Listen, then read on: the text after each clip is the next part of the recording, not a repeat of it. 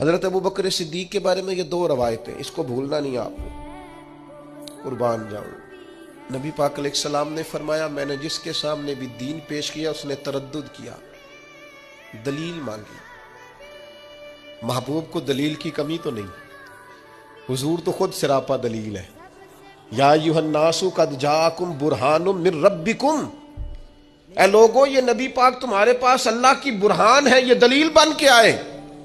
سرکار کو دلیل کی کوئی پریشانی نہیں ہے، جس کے سامنے دین پیش کیا اس نے دلیل مانگی۔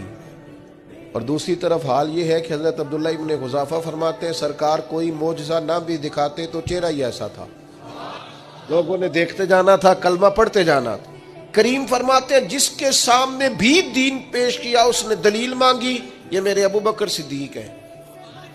میں نے دین پیش کیا ہے، دلیل مانگی کوئی نہیں، فوراً ہی